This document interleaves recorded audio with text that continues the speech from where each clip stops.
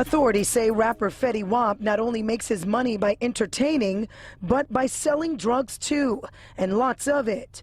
Thursday night, FBI agents arrested the platinum artist, whose real name is William Jr. Maxwell II, at the Rolling Loud Music Festival here at Citi Field in Queens. Sources tell Pix 11 News the rapper was also dealing drugs from the parking lot at the festival. Now he faces a different kind of music. The lyrics, the cash, and the FBI. The manager behind Louisville rapper ESTG gets busted by the feds.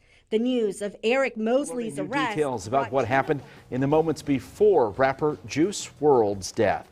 Chicago police confirmed the rapper's plane was being searched for drugs and guns after it landed at Midway Airport early Sunday morning. WGN's Megan Dwyer is joining us now with the very latest. Megan. Yeah, so Juice WRLD, who is originally from Homewood, he had a seizure. He went into cardiac arrest at the airport. We now know that happened while federal authorities were searching his luggage, and they found 70 pounds of marijuana. Rapper NBA Youngboy was arrested and taken into custody. The 21-year-old, whose real name is Kentrell Gaulden, was wanted on an outstanding warrant.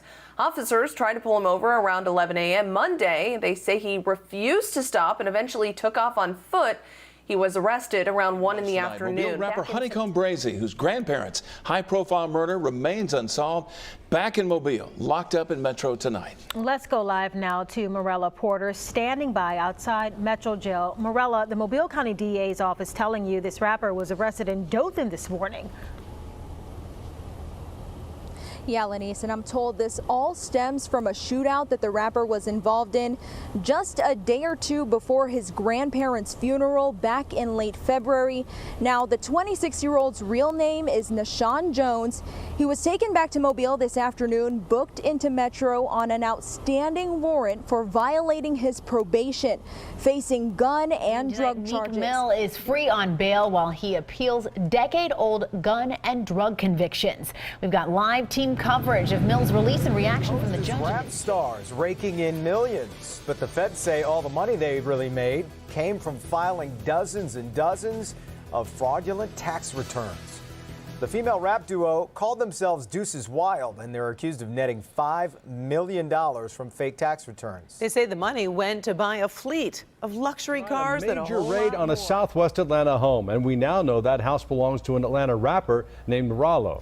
Now, witnesses say the feds had that house surrounded. Fox 5's Denise Dillon is live for us in Southwest Atlanta. And Denise, was anyone arrested there?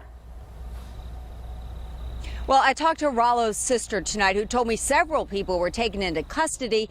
All of them have since been released. Now, I do know that Rallo was not here at the time of the raid because he's already in jail. Williams, also known as rapper Pooh Shiesty, will remain in jail for now. Williams was arrested for an incident at a South Florida gentleman's club where he's accused of shooting a security guard.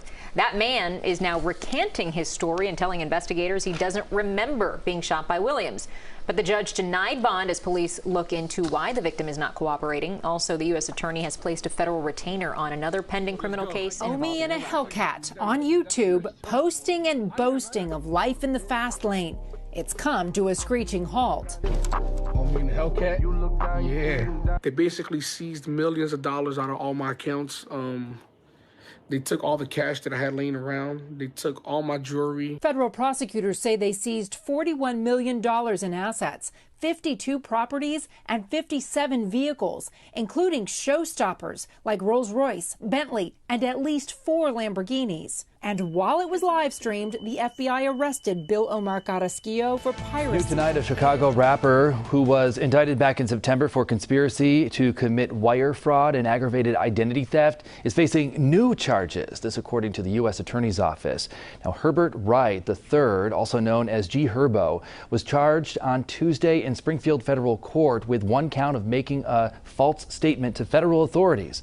The rapper, along with 5 members of his music group. The Atlanta-based rapper, whose real name is Kwame Brown, is represented by Gucci Mane. Take a look. This is a booking photo just in. U.S. Marshals now say they tracked down the 27-year-old in Memphis last week. They tell us they had been trying to find him for 3 months after he apparently melted off his court-ordered ankle monitor, and they tried to track him down there. At last check, Brown is now being held in a jail in Memphis. We've also learned he's part of an ongoing wrongful death Department of Justice lawsuit. says a rapper who bragged in a music video about getting rich from an unemployment scam is now facing federal charges. According to a criminal complaint, 31-year-old Fontrell Antonio Baines exploited the pandemic unemployment assistance provision of the Federal Coronavirus Act. He applied for more than $1.2 million in jobless benefits. Federal officials say right now he lives in Hollywood Hills, and in a video, he bragged he's going to get stacks of these while holding up envelopes from EDD. A second man in the video raps, quote, "You gotta sell cocaine, I just file a claim." If convicted, Baines faces up to 22 years. Chicago's street gang members now facing federal charges in connection with the shooting death of a local rapper downtown. The charges announced today by the U.S. attorney, who says social media played a role in this. This was one of those cases we were able to bring federal resources to bear to work with the Chicago Police Department to ultimately help us make the case. In announcing the indictments, U.S. Attorney John Lausch says this is a federal case because it falls under federal racketeering organized crime statutes.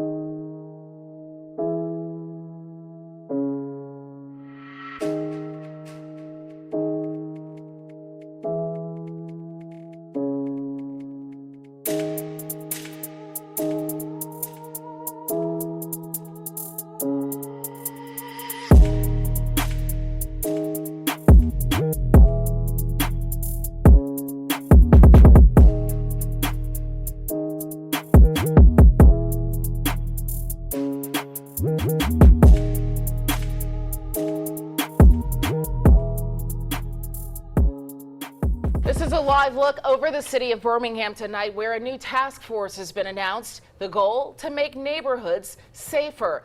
The U.S. Attorney's Office established this task force. Good evening. I'm Sherry Jackson. And I'm Jim Dunaway. This is the second task force created in less than 2 months as violent crime continues to plague the metro area. CBS 42 News reporter Michael Clark live downtown tonight. And Michael, what's the difference between the two plans now? Well, we've told you about the Public Safety Task Force. That was about a month ago. It's made up of federal and local officers to help arrest and prosecute the city's most violent criminal offenders. Now, this latest Project Safe Neighborhoods Task Force instead calls for more community outreach. The most dangerous repeat offenders locked up. Today, dozens of officers and agents are recognized. Denise joins us now with the details. Denise. 40 officers and federal agents were honored by the U.S. Attorney's Office today for their work with Project Safe Neighborhood.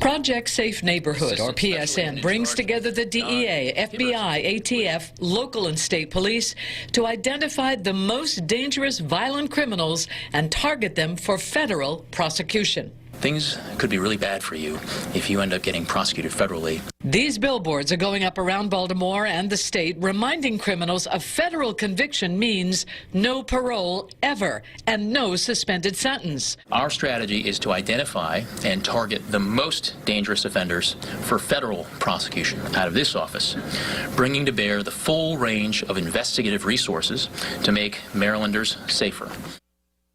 Now, Project Safe Neighborhoods is nationwide. It is the centerpiece of the Department of Justice's violent crime reduction efforts. It was just awarded a $30 million federal grant.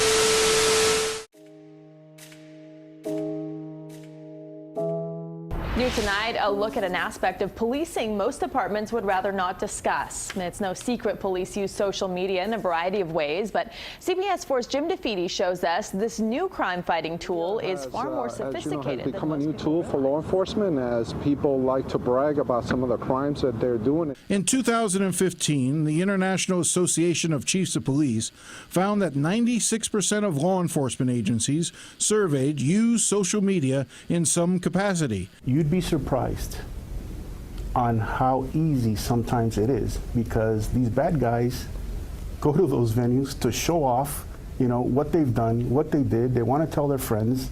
They want to show the goods, literally. Major George Martin oversees the Miami Police Department's Special Investigations Section. His analysts and detectives tap into social media as part of gang and narcotics investigations. So we're on our intel side of the house. As we spoke before, we have the narcotics side, we have the intel side, and the analysts where you saw in the back. Martin took CBS 4 News into a restricted area on the second floor of police headquarters. It was a rare look behind the scenes, as most police agencies are reluctant to show this side of their operation. I don't want to be the person that gives that trade secret away. I'd be less than truthful to you or to the viewing public to tell you that, we don't incorporate the use of social media to help us. Absolutely. Police agencies across the country, including right here in South Florida, rely on security companies like Geofedia and SnapTrends that use technology that some believe cross the line into spying.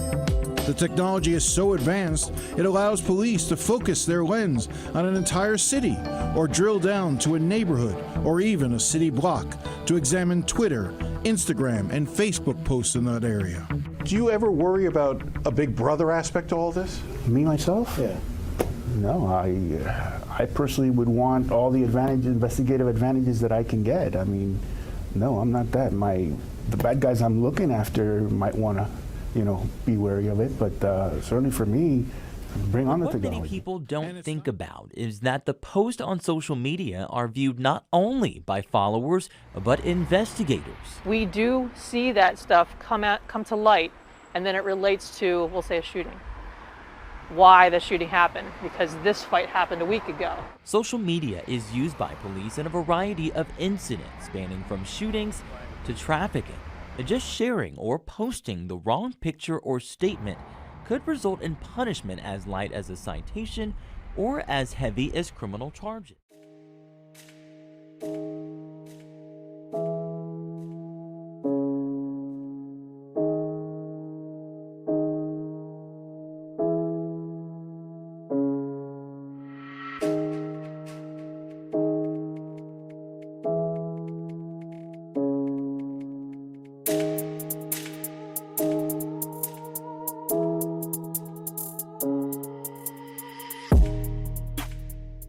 And his song about running from crime made him known. But teenage rapper Tay-K will not be able to run from a now 55-year prison sentence. Delivered, in fact, by a jury earlier today in Fort Worth. Jason Allen was in the courtroom for the murder trial. He's joining us live right outside the Tim Curry Criminal Justice Center.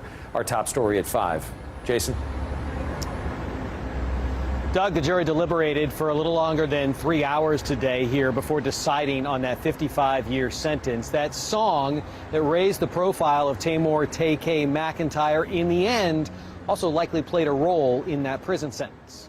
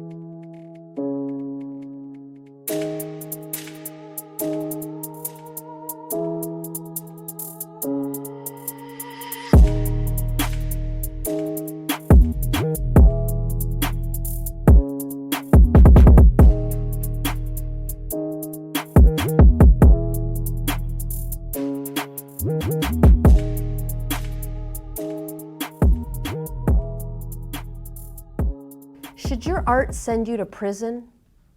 Well, it did for Vontae Skinner. In 2008, rapper Vontae Skinner was tried in the shooting of Lamont Peterson.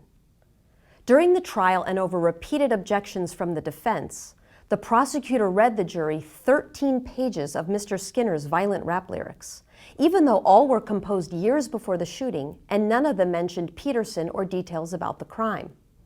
And yet the jury found him guilty of attempted murder. He was sentenced to 30 years in prison.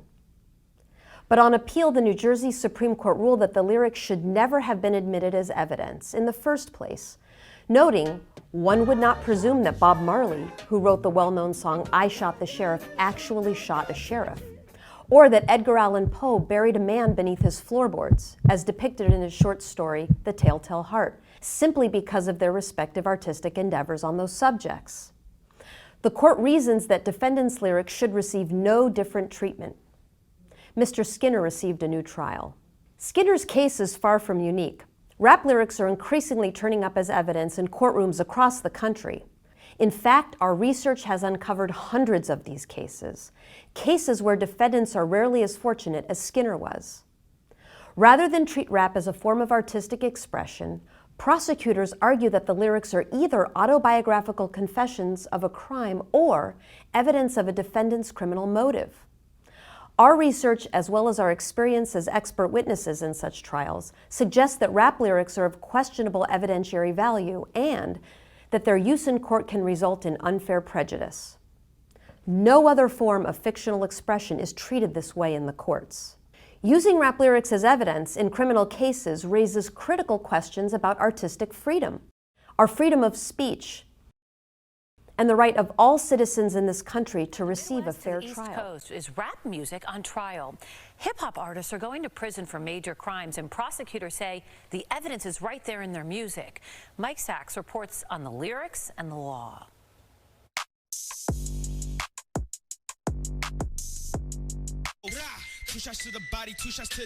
It's a vivid description of a crime committed. 2 shots to the body, 2 shots to the dome. And it helped land the rapper Troy Ward in prison for a double homicide. The lyrics in the song very much reflected what took place in the crime. Marion County, Indiana prosecutor Ryan Mears said it was a slam dunk. In terms of what people knew about what took place inside that apartment, this was not widely distributed information that you could easily know unless you were there. But the use of rap lyrics as evidence in criminal trials is highly controversial, with commentators over the years taking to magazines and law review articles condemning the practice as poisonous to juries, asking why rock and country lyrics don't face similar scrutiny, as black and brown amateur rappers and rising stars suspected of crimes see their artwork used against them at trial. It allows the government to rely on racist and race-based stereotypes and narratives with respect to the defendants who are usually targeted in these cases. University of Georgia law professor Andrea Dennis co-authored the book Rap on Trial. Quite honestly, that when the lyrics are admitted, they are toxic, they infect the case, and they essentially almost ensure that the government is going to obtain a conviction. Not always, though. In 2014, New Jersey's Supreme Court ordered a new trial for Vontae Skinner after prosecutors secured a homicide conviction using his lyrics. The court wrote, quote, "Rap lyrics may not be used as evidence of motive and intent, except when such material has a direct connection to the specifics of the offense for which it is offered in evidence and the evidence's probative value is not outweighed by its apparent prejudice." That was a bit of an exceptional case because it was 13 pages of lyrics in what was otherwise a weak case. More often, Dennis says, defense witnesses are necessary to educate judges and juries on the creation and history of rap lyrics. And in late 2020, Maryland's High Court celebrated hip-hop's rise from a Bronx community center to global dominance and name-checked Run DMC, Tupac, and Drake before upholding a murder suspect's rap lyrics as evidence over one judge's dissent. And Mears, the Indiana prosecutor, says he took care in Troy Ward's trial not to trigger his jury's potential racial prejudices. The genre and the music's not on trial. It's the lyrics as they relate to this specific factual scenario. But Professor Dennis, who's analyzed thousands of cases, says only a total ban can realistically combat the racist potential of using black and brown defendants' lyrics against them. In my research over more than a decade, I haven't come across a case in which I'm firmly convinced that the court has made an appropriate decision to admit lyrics as criminal evidence. And in some cases, the lyrics themselves are the crime. In 2018, the Pennsylvania Supreme Court held that a teenager's rap lyrics were terroristic threats against police officers who had once arrested him. Rappers Killer Mike, Chance the Rapper, and Meek Mill asked the U.S. Supreme Court to step in, citing the First Amendment. But the justices declined, letting the conviction stand.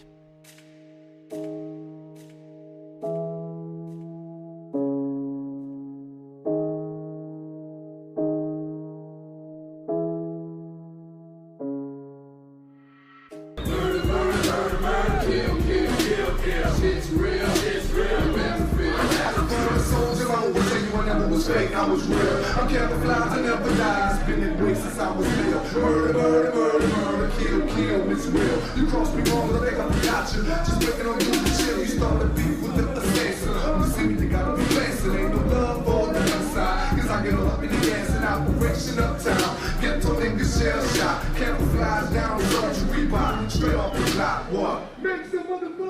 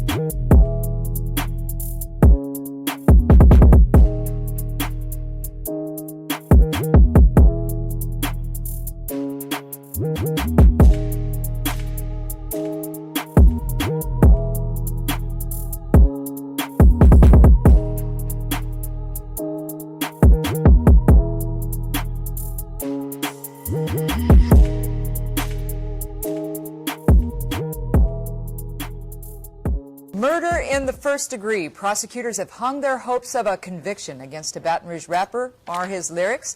WAP's Kieran Chawla joins us now with more on this story. Well, Donna, we're talking about Torrance Hatch here, who many of us know as Lil Boosie. He is basically being charged in connection with a murder for hire scheme. The judge is allowing specific lyrics, not all, to be brought up in trial next week. Prosecutors say specific Boosie lyrics equal intent. Defense attorneys say it's just a rapper doing his job. 3 specific words are what prosecutors hope will link Torrance Hatch to the alleged killing of Terry Boyd on October 21st, 2009. Those words include 187, Merc, and Cake. Prosecutor Dana Cummings presented a Baton Rouge police detective who said the words 187 and Merc mean murder, and the word Cake means money. Defense attorney Jason Williams agrees that those are Hatch's words, but that's not what they mean. But you do stipulate that those lyrics were Torrance Hatch's. Sure, with Torrance Hatch wrote some of those lyrics. There are other artists who wrote other parts of the lyrics, but you know that the lyrics have nothing to do with this crime. He's a rap artist. He has thousands of lyrics.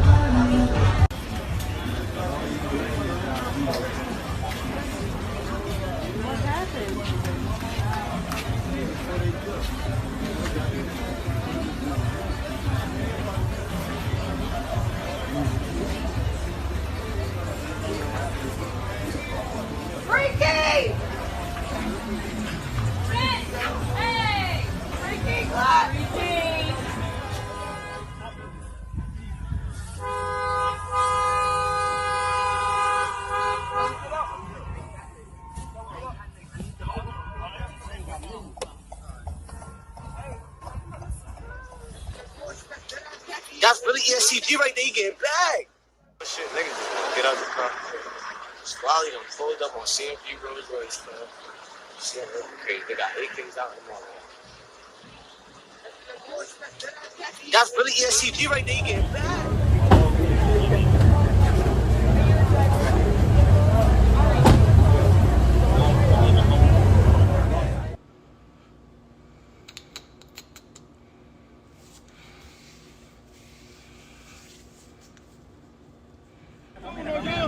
Start walking.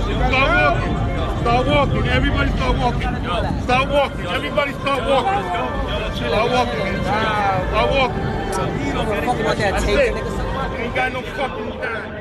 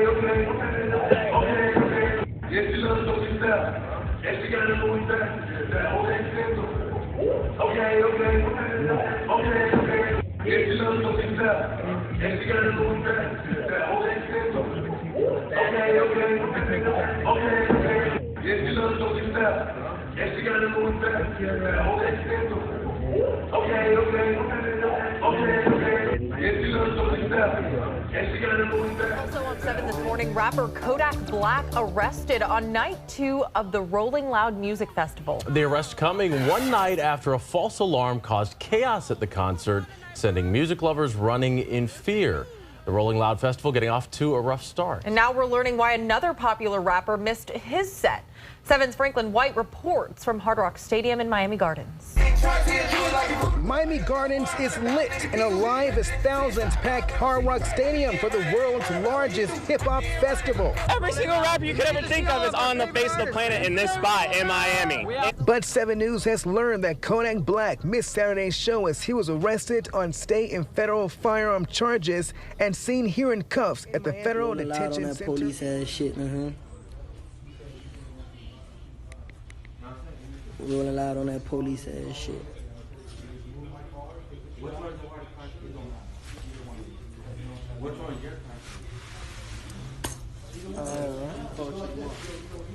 Alright, bro, fuck me. I'm out of it. Yeah, man. How about we pulling up the Rolling Loud? Niggas chilling and shit. So, bruh driving or whatever. So now we telling motherfuckers, oh, Kodak in the car, such and such, where we pull up at. So they like, pull up the gate 7.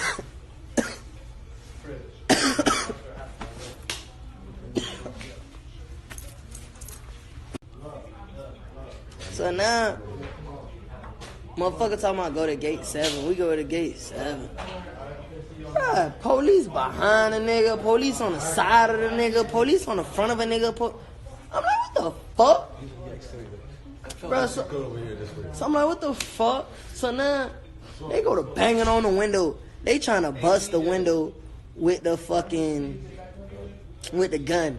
He banging on the window with the gun, talking about open the door. I'm like, hell no, I ain't open the door. So now he trying to snap on me outside the car. Bro, I'm not about to open the door and you shoot me. Fuck no. I'm not about to put my hand low, none of that. You talking about open the door. You got the gun on the window pointing at me, talking about open the door. Fuck, nigga, I ain't opening shit. You open the door. Bitch, you open the door. You open the door. Talking about open the door. What? Hell no. Lil Wayne also did not perform. He took to Twitter to apologize to his fans, saying that police wanted to check him before he could get on stadium grounds. He added, quote, I do not and will not ever settle for being policed to do my job and give you guys a great show. Friday, man, but you was a busy brother doing your thing. We had some reception issues because you was going to Rolling Loud. Let's talk about, start right there, man. Rolling Loud doing their thing down in Florida right now. How's the vibe out there, man? How was the show? It's super dope, man, but it was just some unfortunate circumstances, man. I wasn't like, it's just the police and stuff. It just didn't happen. It didn't happen. I got there. It was a thing, and I didn't want to go to jail. So put it that way, dog. The presence was overly heavy.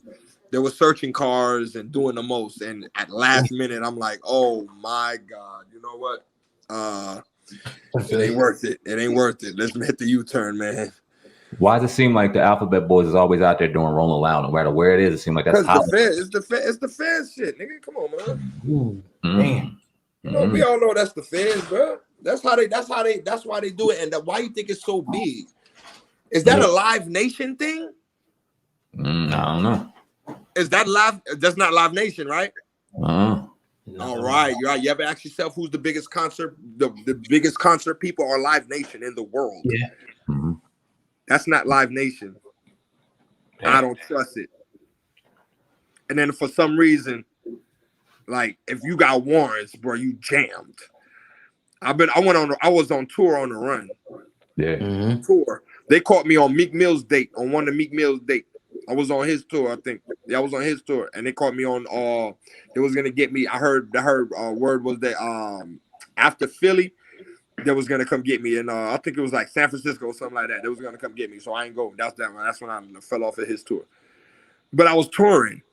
You see what I'm saying? So like all of a sudden you go to Rolling Loud, you go to jail, your warrants pop up, the old murder investigations pop up, them old unindicted co-conspirators get jammed up all of a sudden.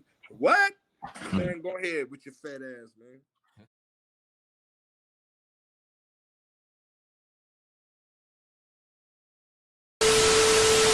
BNN.